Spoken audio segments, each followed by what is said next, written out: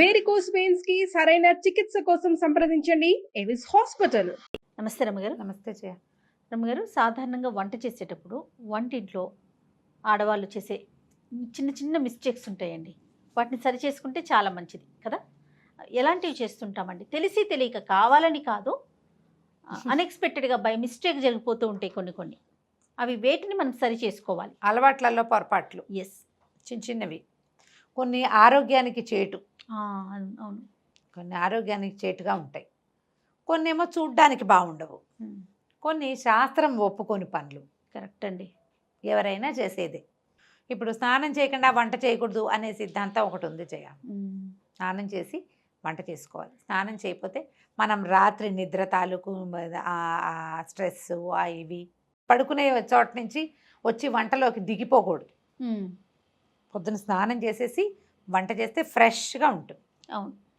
అయితే వంట అయ్యేసరికల్లా చెమట పోస్తుంది కదా అంటే మళ్ళీ స్నానం చేస్తే సరిపోతుంది.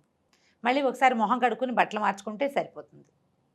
వంట అనేది అంత బృహత్తర కార్యక్రమం కదా. మనం ఏం పొయ్యి దగ్గర కూర్చుంటున్నామా? ఇప్పుడు స్టవ్, ఇండక్షను, అంతే, మైక్రోవేవ్, లేకపోతే రైస్ కుక్కరు, ఇవే కదా మనం వాడుతున్నాం. ఇంట్లో వంటిళ్ళల్లో ఖచ్చితంగా ఎగ్జాస్ట్ ఫ్యాన్ ఉండేలాగా పెట్టుకోండి. చిన్న చిన్న ఇళ్లల్లో కూడా చిట్టి వంటిళ్ళైనా ఒక ఎగ్జాస్ట్ ఫ్యాన్ ఉంచుకోండి. ఇప్పటిదాకా లేకపోతే అందరిళ్లలోనూ చిమ్నీలు ఉంటున్నాయి, ఎగ్జాస్ట్ ఫ్యాన్లు ఉంటున్నాయి. ఎగ్జాస్ట్ ఫ్యాన్ ఉంటే ఏమవుతుందంటే గాలి బయటికి వెళ్ళిపోతుంది, ఆవిరి బయటికి పోతుంది, నూనె వాసనలు బయటికి వెళ్తాయి. మనకంత చెమటగా ఉక్కగా బంకగా అలాగేం ఉండదు.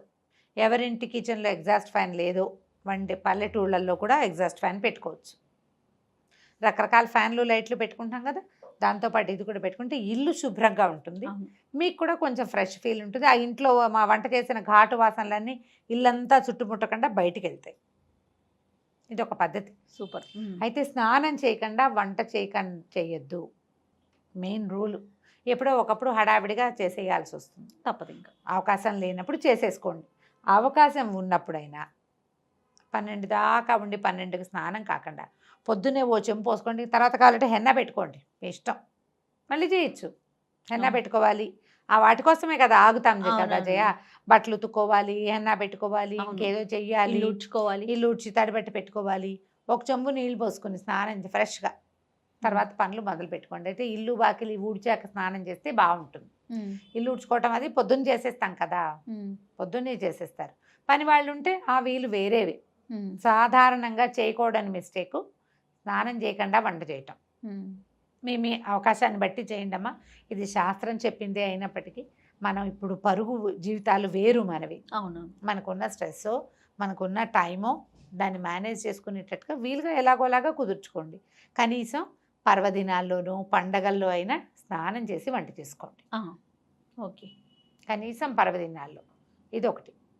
తర్వాత జుట్టు విరబోసుకుని వంట చేయొద్దు. నాలాగా ఇంత చిన్న పిల్లకున్న వాళ్ళు కూడా ఒక క్లిప్ పెట్టుకోండి.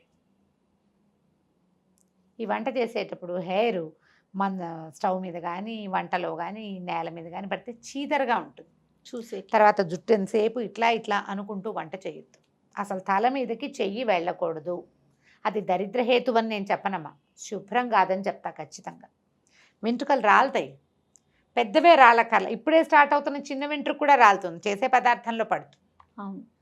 ఈ మిస్టేక్ చేయొద్దు. జుట్టు విరబోసుకొని ఉండద్దు. దేవుడి పూజని జుట్టు విరబోసుకొని చేయకూడదు. వంట అదే శ్రద్ధగా చేయాలి.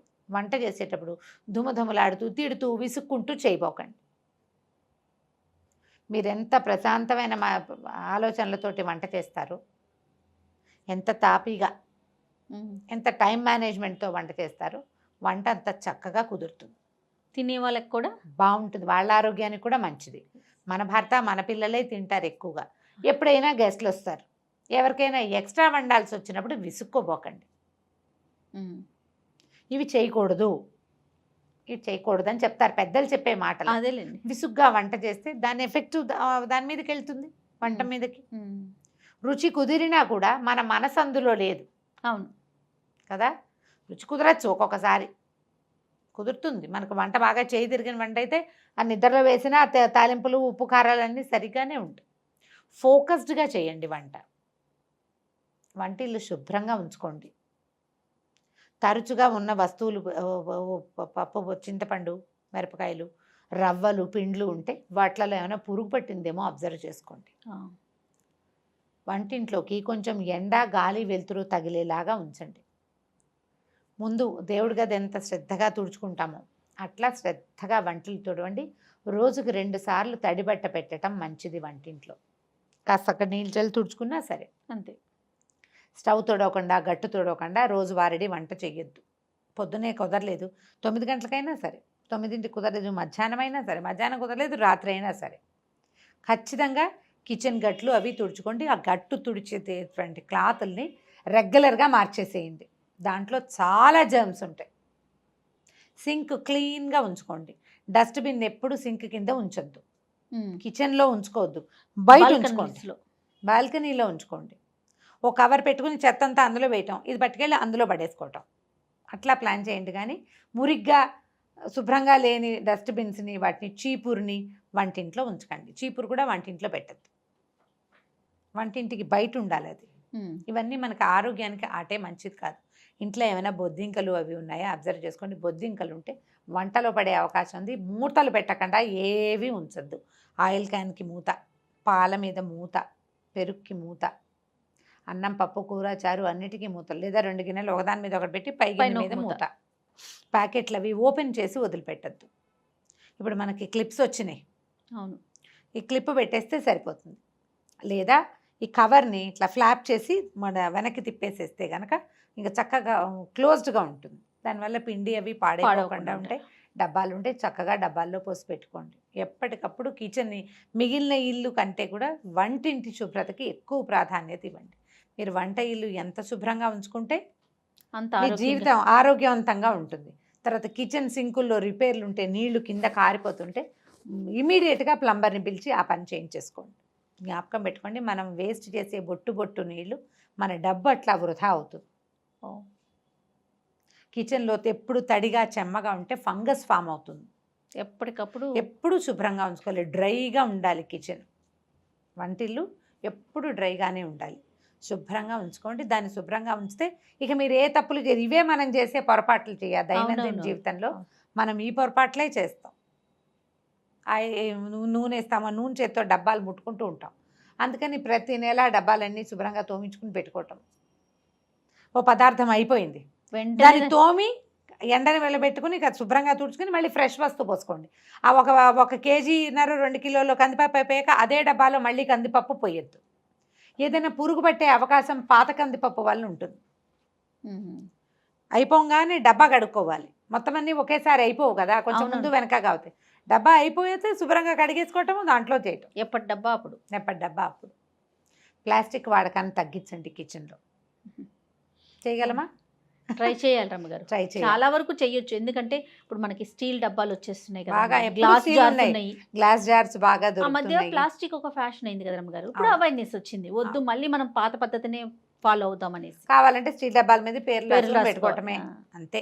లేదా సైజుల వారీగా ఉంచుకుంటే ఈ సైజ్ దాంట్లో ఇది, ఈ సైజ్ దాంట్లో ఇది అని మనకు జ్ఞాపకం ఎవరి ఉంటుంది. వంటింట్లో వాళ్ళకి తెలిసిపోతుంది డబ్బా చూస్తే, కొత్త వాళ్ళకే అర్థం కాదు. అదే చింతపండు, ఉప్పు లాంటివి స్టీల్ వాట్లల్లో వేయకుండా గ్లాస్ వాట్లల్లో వేసి వేసుకోవాలి. పెట్టుకోండి. గ్లాస్ జార్లో పెట్టుకోండి. పింగాణివి దొరుకుతాయి మనకు, చక్కగా దొరుకుతున్నాయి కదా. అట్లా ఏదైనా అంటే మనం ప్రధానంగా ఏంటంటే ఈ తప్పుల వల్లే మనకి అనారోగ్యం రావడానికి అవకాశం ఉంటుంది. అవును. మురికి, దుమ్ము, పాత వస్తువు ఉండిపోవటం, పాత ఉన్న దాంట్లోనే వేయటం, పురుగు పుట్టి పై వస్తువు పాడైపోవటం. ఎప్పటికప్పుడు కందిపప్పు, మినపప్పు, శనగపప్పు, పెసరపప్పు, పల్లీలు, ఎండుమిర్చి వీటిని చెక్ చేసుకోండి. ఎక్కువ తెచ్చామనుకో అడుగు వస్తువు పాడైపోవడానికి అవకాశం ఉంటుంది. ఎక్కువ అయితే కనుక నేనైతే ప్యాక్ చేసి ఫ్రిడ్జ్లో పెట్టినాను. ఎందుకు అబద్ధం చెప్తాం, ఫ్రిడ్జ్లోనే ఉన్నాయి. అవునా? మా రవ్వలు మెట్రో నుంచి తెచ్చాను అనుకో, ఒకవేళ అప్పుడు మరి రవ్వ బయట పెడితే పురుగు పడుతుంది. ఏం చేయడం, మొత్తం మా ఫ్రిడ్జ్ పెద్ద బీరువాలాగా ఉంటుంది, బీరువాలో దోసి పెట్టుకోవటం. ఏం చేస్తాం? తప్పట్లేదు రమ్మగారు, ఏ వస్తువైనా పాడైపోతుంది. తప్పట్లేదు. ఎండు మిరపకాయలకి వెల్లుల్లికి కూడా పురుగు పడుతుంది అంటే చూడండి మరి. పురుగు పడుతుంది. మీరు వస్తువులు ఏమైనా తడి బట్టలు అలాంటివి ఉంచబోకండి. తడి వస్తువులు ఉంచొద్దు. పాడైన వస్తువు ఇమీడియట్గా డిస్పోజ్ చేసేయండి. రేపు ఎప్పుడో బాగు చేద్దామని అనుకున్నామంటే ఆ పప్పులలో ఉన్న పురుగులు మిగిలిన వాటికి పట్టేస్తాయి. బయట పెట్టేయండి ఎండలో. బాల్కనీ అవకాశాలు ఉంటే బాగుంటుంది. మళ్ళీ కొత్తగా ఫ్లాట్లు కట్టుకునే వాళ్ళు, కొత్తగా ఇళ్ళు ఏర్పాటు చేసుకునే వాళ్ళు మంచి వెంటిలేషన్ చూసుకోండి కిచెన్కి. బాల్కనీలోకి కిచెన్కి డోర్ ఉంటేనే మంచిది, మనకి గాలి వెలుతురు వస్తాయి. అవును. ట్రై చేసి చూడండి. ఇప్పుడు ఇవన్నీ అందరికీ తెలిసినవే, నేను కొత్తగా చెప్పినవి ఏమీ లేవు. ఏమైనా 1-2 టిక్కులు పెట్టుకుంటే కనుక ఆ టిక్స్ని సరి చేసుకోండి. ఇవందరికీ తెలిసిన మాటలే, కొత్త మాటలు ఏం చెప్పట్లేదు. నేనైతే స్ట్రిక్ట్లీ 2 విషయాలు నాకు చెప్పాలనిపించేది ఏంటంటే, శుభ్రంగా ఉండి వంట చేయండి, మురిగ్గా వంట చేయొద్దు. శుభ్రమైన వంటింట్లో వంట చేయండి, అది మీకు మంచిది, ఇంట్లో వాళ్ళకి మంచిది. రైట్. నమస్తే. నమస్తే జయ.